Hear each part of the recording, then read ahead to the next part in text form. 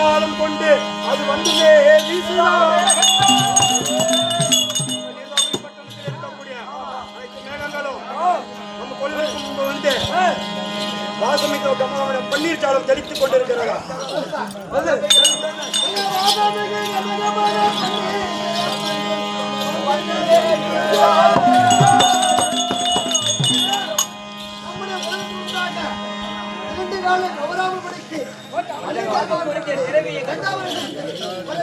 எந்த ஒரு குறை கிடையாது.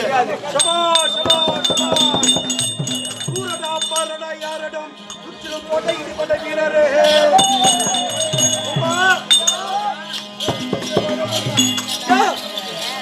ஜனத்திலே என்னுடைய பிள்ளையாகிய பிரகலாதனை கல்விச்சாலையில ஒப்படைத்தேன்.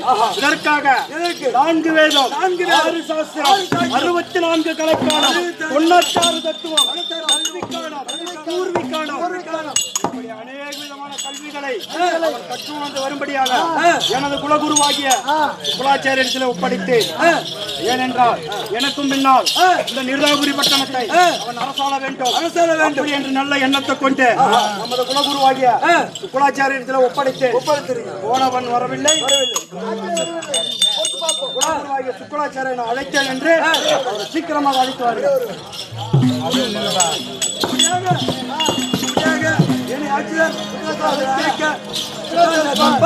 அன்னவரால் கதை தொடரும்.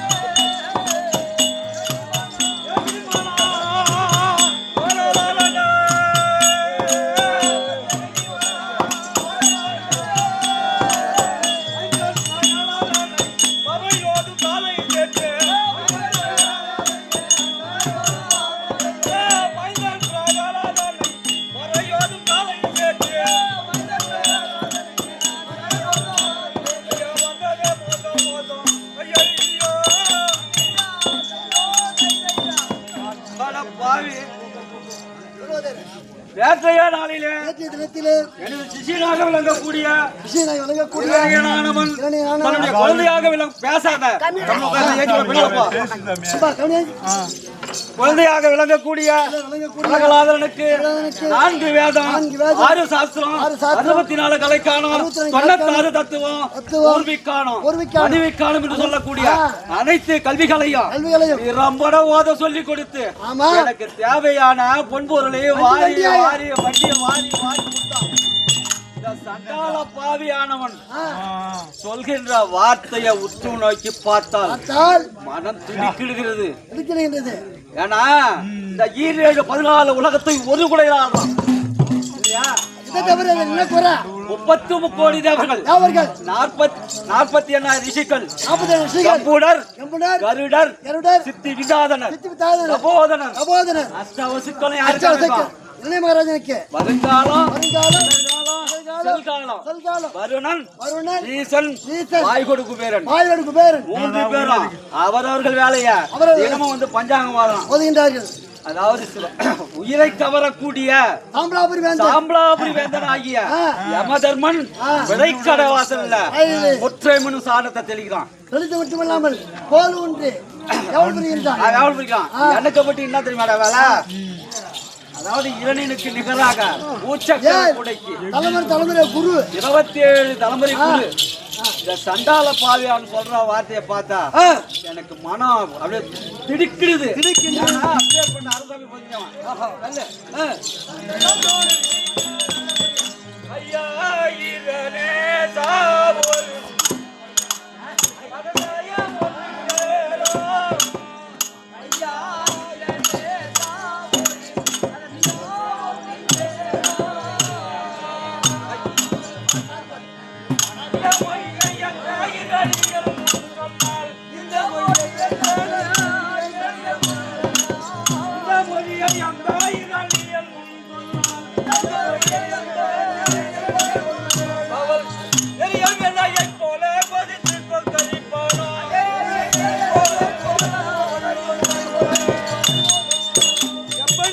நேற்றைய நாளில எனது சிஷியனாக விளங்கக்கூடிய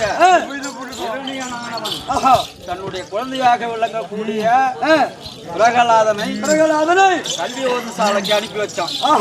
இந்த சண்டாள பாவியானவன் சொல்கின்ற வார்த்தை அவனிடத்தில் நான் தெரிவிப்பேன்.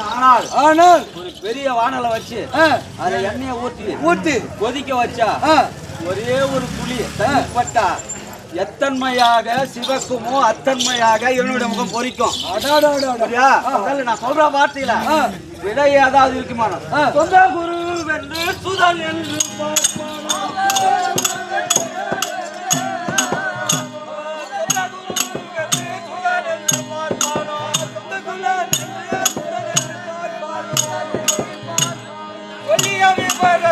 சோதித்து கேட்பான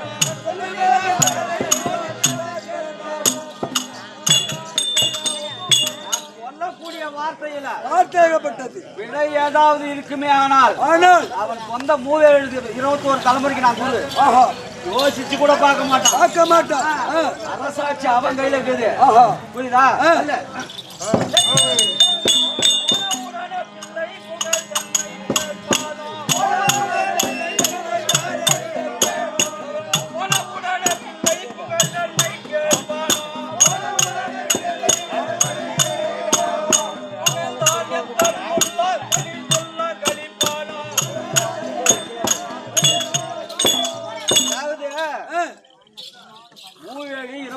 தலைமுறைக்கு குரு நான் போன உடனே வாராசி முதலாம் கொடுப்பான்.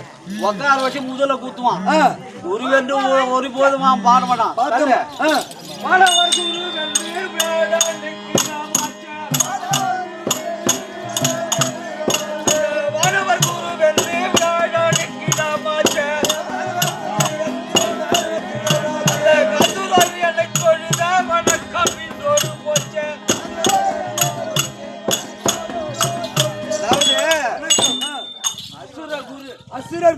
அதாவது செத்த உயிரை எழுப்பக்கூடிய சஞ்சீவ மந்திரம் படைச்சால் நான் சாதாரண நட்டிக்கு போறேன். ஐயோ அகல விகடமாக எதுவும் பேசக்கூடாது.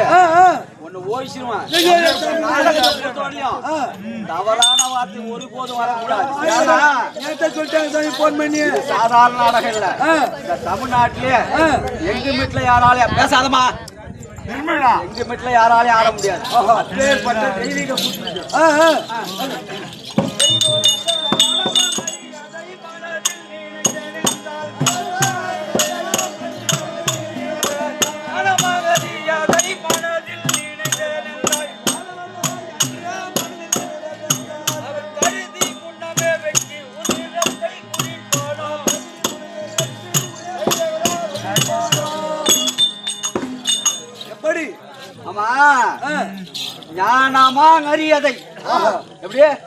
அரியதை அரியதை மனதில் நினைச்சாவே போதுமா. நானு என்ன துண்டமா வெட்டி உதிரத்தை குடிப்பான தல்ல கடித்தெல்லால் உதிரத்தை குடிப்பானோ குட்டியை கடித்தெல்லால் உதிரத்தை குடிப்பானோ போட்டு இருப்பு உள்ள கையால் இடிப்பானோ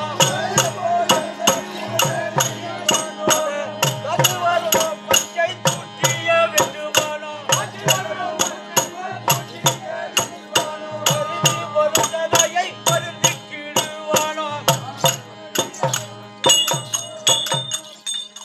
அப்படி நான் ஏதாவது அரியுள் பெயரை நினைத்தானோ ஊட்டியை கடித்து உதிரத்தை குடித்து அந்த உதிரத்தை குடிச்சாலும் அவனுக்கு போவாதான். வாளால என்ன துண்டமா வெட்டி இரும்பு உருள் இருக்குதா அதுல போட்டு உலக்கையால கச இடித்து அப்பயும் அவனுக்கு போவாதான். போவாது. அந்த எலும்ப வாரி காற்றில் சுத்துதான். காற்றில் தூவி பாலால போய் வெட்டி மருந்துக்கிடுவான். மருந்துக்கு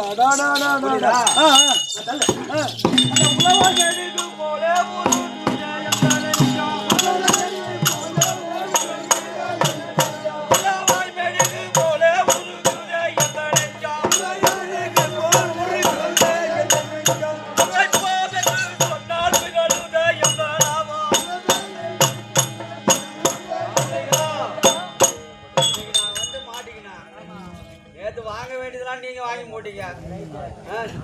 நீதான் மூட்டை மூட்டையா பொறி வாங்க. நாங்கள வாங்க.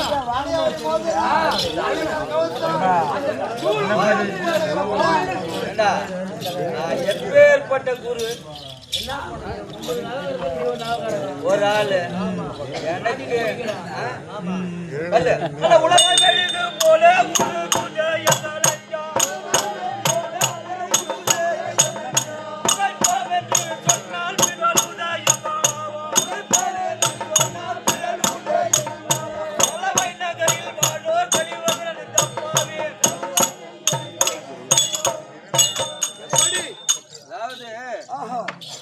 சண்டாளப்பாவியானவன் சொல்லக்கூடிய வார்த்தையப்பட்டது என்று சொன்னார். விரலுதே எந்த அசுரகுலம். நான் என்னதான் 21 தலைமுறைக்கு குருவா இருந்தாலும் ஒருபோதும் மன்னிக்க மாட்டான். மன்னிப்பே கிடையாது.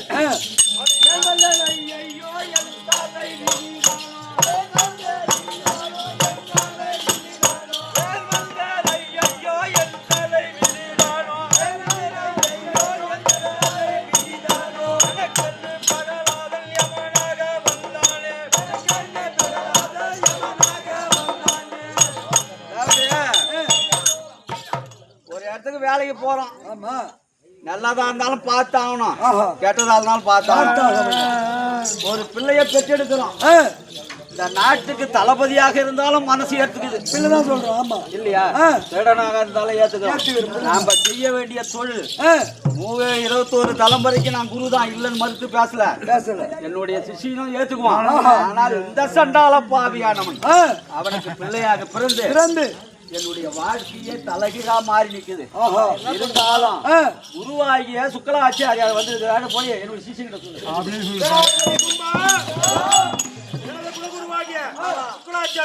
நான் அழைத்தேன் என்றல்லவா, வந்து விட்டாரா? வந்து அவருக்கு தக்க சிம்மாசனம் எனது அருகாமையில போட்டாமரை போடு.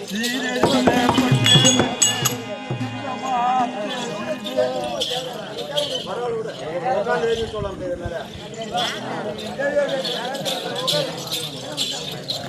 பாட்டு பாட்டு மாமா பிடிக்க வேலை செய்யறாரு மாமா.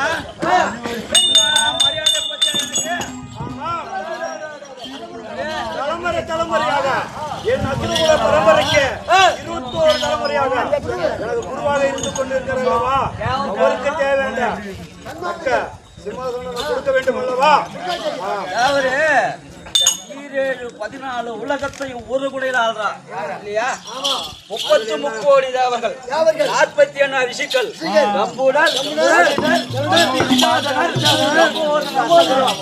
வணக்கம் உனக்கு அடக்கம். என்ன குருவா வச்சுக்கிறதுனா சாதாரண விஷயம் கிடையாது.